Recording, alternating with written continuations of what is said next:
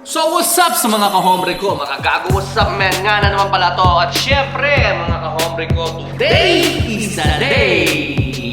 Hindi tayo. Re-reactan natin tong video ni Real Talk Darbs about dun sa gasoline station boy. Let's see the video. Cum laude pala ang gasoline boy na ito at bakit viral siya ngayon? Hindi na yan makontrol ngayon ng mga DOA kung mag-increase man bawat litro. It is because wala nang dumarating na order from Middle East. If you've seen that viral clip, watch this video until the end dahil pag-uusapan natin ang totoong kwento sa likod ng viral gasoline boy na si Alkindar Amil. Wala talaga supply unless the DOA will prepare the price protection sa mga gasolinahan. At saka, alam din nila na hanggang April 15 na lang ang fuel ng Pilipinas. We also are awaiting some supplies coming in that are in transit. We are in good shape. Cum laude, tapos gasoline boy. Sayang nga pinag-aralan mo. Hindi ba dapat yung mga cum laude, sila dapat yung may-ari ng gasoline station? Pero bakit baliktad, guys? Post ko lang dun So dun sa mga nagsasabi na, gasoline boy, cum laude, dapat ikaw yung may-ari ng gasoline station. Post lang tayo dyan saglit. Kasi ito yung napapansin ko sa ating mga Pilipino noon pa man nung nakatira ako dyan sa Pilipinas. And it's still a thing now na, base sa pinag-aralan mo yung mararating mo sa buhay. And, coming from the United States of America, living here for over 13 years, na-notice ko napakaraming opportunity here na hindi mo kailangan ng college degree para maging successful ka. You can be a successful business owner here without holding a bachelor degree. You can be a teller in a bank without holding accountancy degree. Heck, you can even be a nurse without paying the hospital to get your experience. Because I remember, kasi nung nandyan pa ako noon, tanda ko, nung bata pa ako, siguro mga 10, 12 years old ako, meron akong mga kakilala na mga nurses na after nilang graduate noon, naalala ko, pinag-uusapan nila about getting experience doon sa local hospital. Hindi ko na lang papangalanan. Taga Lucena City po ako, Quezon Province. And yun lang yung napansin ko na sa totoo lang po, while the degree is great, and walang kukuha niyan sa inyo. Kung meron kayo niyan, mas malayo yung mararating nyo, mas mataas yung pwede nyong applyan when it comes to the corporate world. But as a business owner, you don't necessarily need the college degree. So linawin ko lang po. Tuloy natin. Ito na ang proof na we the Pamboy ay hindi rin basta-basta because marami ring mga degree holder. Yo, what's up? My name is Real Talk Darbs. Today, we're gonna be talking about another viral story na pinag-uusapan ngayon ng social media. Ang totoong kwento ng viral gasoline boy na si Alkindar Amil. Pero marami ang nagtatanong, paano nangyari na ang isang cum laude ay nagtatrabaho bilang pump boy sa isang gas station? Bakit sa simpleng interview, mas malinaw pa siyang magpaliwanag kesa sa ilang opisyal ng gobyerno? Let's say for example, basettle na ang sigalot sa Middle East. Aabot pa yan ng buwan bago mag-rollback ang fuel. Kasi matagal pa yan ang loading from Philippines to Middle East or from... So, pause ko lang po doon saglit. And totoo po yan. So, in today's market, sa mga nangyayari ngayon sa Iran, sa Middle East, sa Strait of Hormuz, being closed down, especially sa US, and many other countries, right? Parang binabase nila yung presyo ng oil. It's trading like a meme stock na one day, $77 per barrel. The next day is like 119. And ano yung impact nun sa mga tao, sa ating mga consumer? So, kung today, ito yung sa mga nakikita ko base sa, kasi nag-trade din ako noon ng futures oil sa market, and base sa mga nakita ko noon na reflection nito sa gas prices natin sa pumps, it actually takes time. It takes several weeks if not months. So if today we're trading $100 per barrel ng langis and all of a sudden bumagsak siya ng 77 the next day, it doesn't mean nababagsak din from 100 to 77. So that's 23%. It doesn't mean nababagsak din ng 23% yung ibabayad natin sa pump the very next day. It actually takes time for them to accumulate buy the oil at that price and have it transported, have it refined.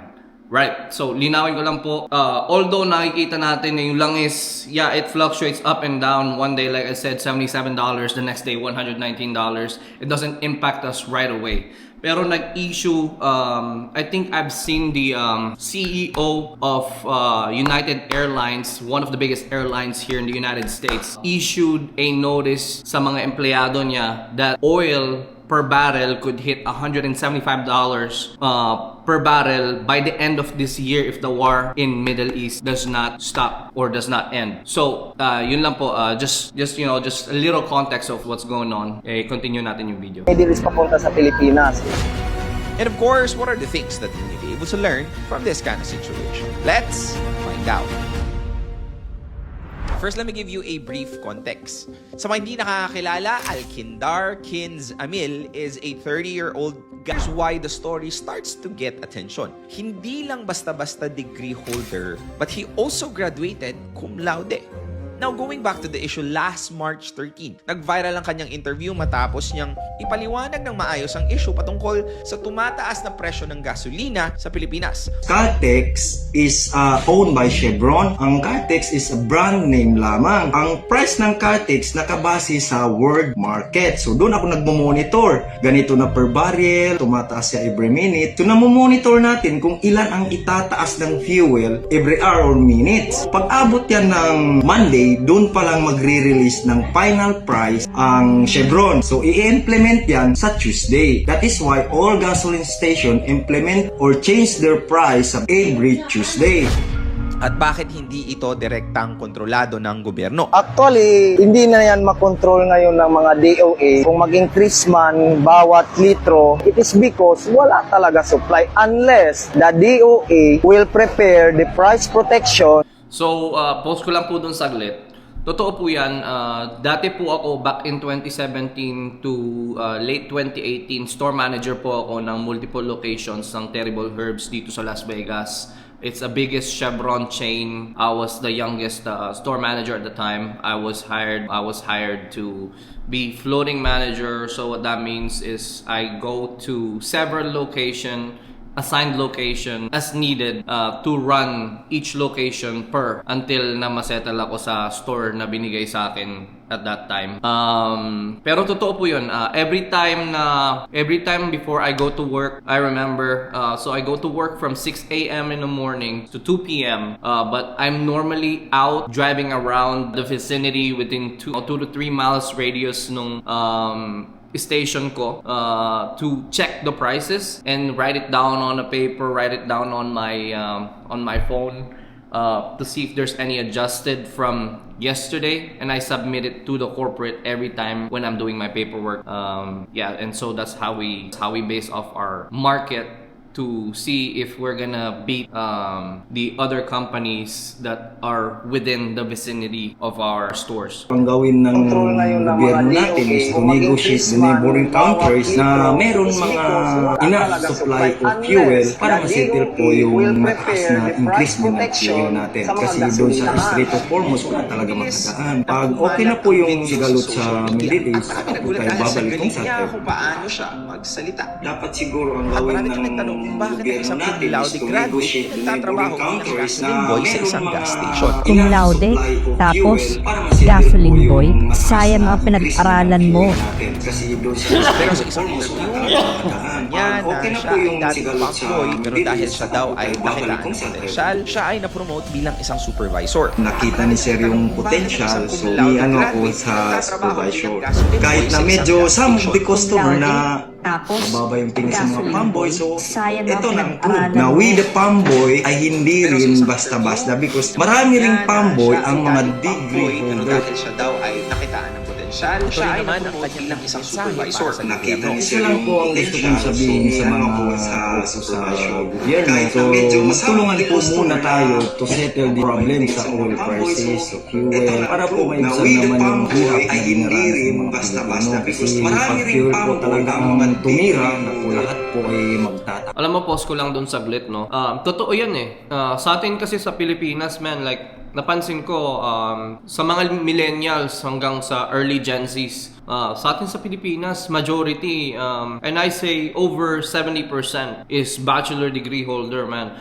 For instance, may mga kilala ako na a lot of them drop whatever yung pinag-aralan nila to work in the BPO industry because unfortunately, it pays more than their profession, especially dyan sa atin sa Pilipinas. I just wanna, put it out there na it doesn't matter. Like, I know a lot of salespeople that still works at SM and they're degree holders. They just, I don't know, they probably got comfortable sa kung anong meron sila, that they settled for that. But then again, I tell people and I tell business owners that the reason why we have such great customer service, especially the BPO industry sa atin dyan sa Pilipinas, is majority of our call center agents are degree holders. And I tell them, kasi dito yung average call center agent namin dito sa, especially in the Las Vegas, Nevada area, is between $16 to $18 per hour, right? And for them to get an agent here, it would cost them 10 times, maybe 15 times more than they hire somebody from the Philippines with a degree that provides the same service an American agent, if not better than American agent. Kasi sa atin sa Pilipinas, and I have a little bit of knowledge, especially when it comes to BPO, that you have to meet certain quotas if you want to get some bonus. And Dahil I know sa that video to na to, be halo-halo big, rin especially ang dun mga sa mga naging sales reaction agent ng natin dyan, or netizens. mga sales customer Gasoline service boy agent for natin dyan president! sa Pilipinas. So, Smarter continue than natin. seated officials. To explain the oil price hike well in a manner any person will understand. So, what are the 3 things that we may be able to learn from this kind of situation? Number 1, diploma opens door but it doesn't control the hallway. Alkindar Gusto ko lang mag-comment dito, no? That is true. So anything, especially when it comes to oil, affected lahat. Because paano ba natin nare-receive yung mga bagay na meron tayo ngayon? Hindi ba through delivery? Hindi naman siya ginawa sa grocery stores, right? Hindi siya minanufacture sa SM, hindi siya minanufacture sa Walmart, sa Louis Vuitton. Hindi sila minanufacture sa store kung saan sila binebenta. So everything that is transported, whether by air, land, sea, it costs some gas. Therefore, it costs some transportation. And every time na magtaas yung oil prices natin, kanino ba yung impact niyan? Siyempre, sa atin din, sa mga consumers, di ba? Like, they have to pay for the shipping somewhat, right? So in layman's term, how I explain this to the people that I know, what you buy for $1 today, if the oil trades at $100 and it goes up to $175, could cost potentially double of what you are paying for it today, when $175 per barrel appreciated into the market. Meaning, if our gas prices went from $2.50 to $5, that affects us all. Not just, lahat tayo maapektuhan yan. So, tuloy natin. Ako lahat po ay magtataas. Dahil sa video na to, halo-halo rin ang mga naging reaction ng netizens. Gasoline boy for president! Smarter than seated officials. To explain the oil price hike well in a manner any person will understand. So, what are the 3 things that we may be able to learn from this kind of situation? Number 1, diploma opens door but it doesn't control the hallway. Alkindar graduated cum laude. That means he studied hard, sacrificed years of his life, and proved that he had the intelligence to succeed. But here's the reality many young people are starting to discover today. Life doesn't always follow the script what we wrote in school. You can graduate with honors. You can do everything right and still end up in a place you didn't expect. Not because you failed, but because life is bigger than your plan. The real test of maturity is not where you start working, it's how you start carrying yourself wherever life places you. And this is the reason why sobrang daming humahanga kay Alkindar. Number 2, no honest work is ever small, but only small mindset make it look small. Some customers look down on pump boys. But here's the truth many people forget. The world runs because people who show up every day and do simple work with discipline. The person pumping the gasoline, yung tao na naglilinis ng kalsada. The person...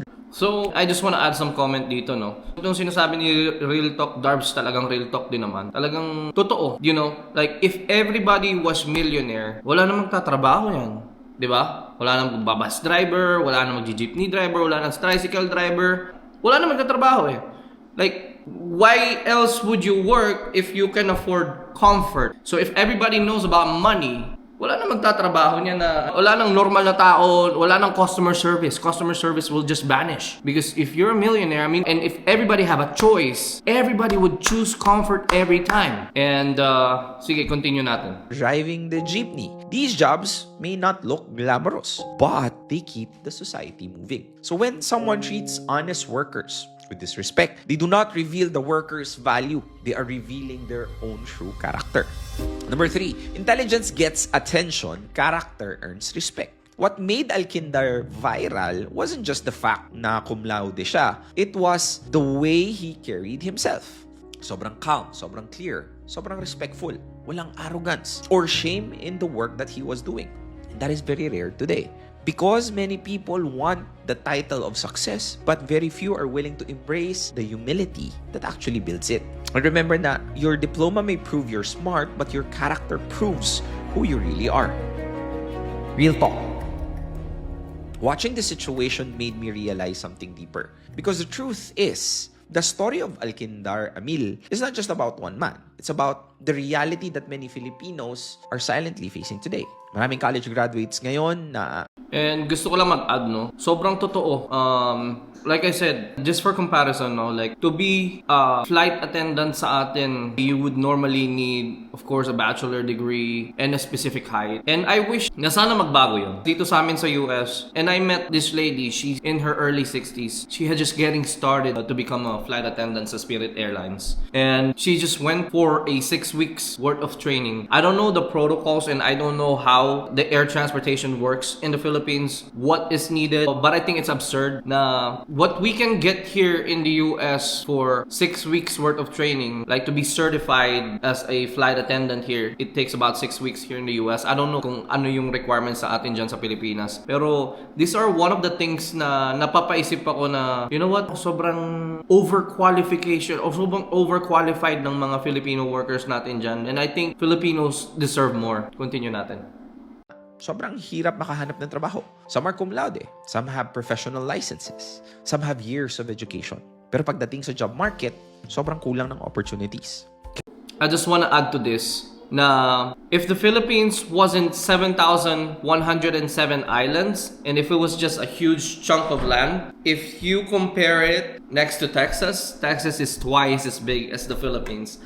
But then the job market is so much that you're competing against 130 million Filipinos, where in Texas at the moment, there's only 31.7 million Americans. And like I said, Texas to the Philippines, if the Philippines was not islands and it's just a huge chunk of land, Texas is twice as big, but in the Philippines, there's 130 million Filipinos, and in Texas, there's about 31.7 million Americans. So, sink that in. Kaya maraming Pilipino ang napupunta sa trabahong malayo sa kanilang pinag-aralan. Hindi dahil sa kulang sila sa talento, but because they lacked opportunities. And that's why the story resonated with millions of people. Continue. Because deep inside, many Filipinos are asking the same question. Kung ang cum laude hirap makahanap ng trabaho, paano pa kaya kaming ordinaryong graduate? But at the same time, may isang bagay din na ipinakita ang kwento ni Alkindar. That dignity is not defined by your job title. Because kahit nasa gasoline station siya, he showed something that many professionals forget. Character. Because at the end of the day, your current job may not define your intelligence, but the way you carry yourself in whatever seasons of life you're in, that will always define your future.